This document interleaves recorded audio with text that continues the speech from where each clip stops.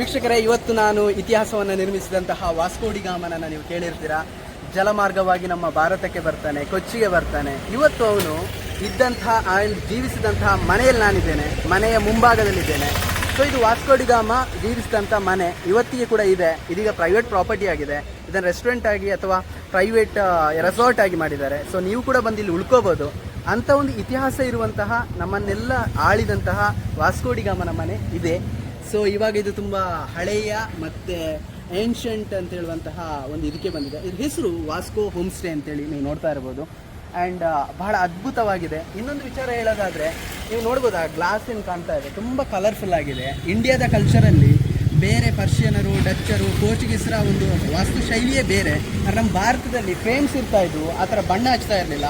ಇದೆಲ್ಲವೂ ವಾಸ್ಕೋ ಡಿ ಗಾಮ ಮಾಡಿರುವಂತಹ, ಆತನ ಊರಲ್ಲಿದ್ದಂತಹ ಒಂದು ವೈಶಿಷ್ಟ್ಯತೆಯನ್ನು ನಮ್ಮ ಭಾರತ ದೇಶದಲ್ಲಿ ಕೊಚ್ಚಿಯಲ್ಲಿ ಕೂಡ ಅದನ್ನೀಗ ಕಾಣ್ಬೋದು. ಬಹಳ ಹಳೆಯ ಕಟ್ಟಡ. ಡಿಸೆಂಬರ್ ಸಮಯದಲ್ಲಂತೂ ಬನ್ನಿ ನೋಡ್ಕೊಂಡು ಬರೋಣ. ಡಿಸೆಂಬರ್ ಸಮಯದಲ್ಲಂತೂ ಬಹಳ ಚೆನ್ನಾಗಿದೆ.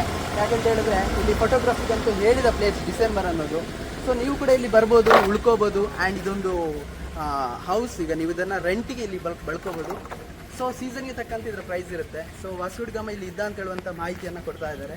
ಸೊ ಹಾಗಾಗಿ ನಾನು ತುಂಬ ಖುಷಿಯಿಂದ ಇದನ್ನು ನೋಡ್ತಾ ಇದ್ದೀನಿ.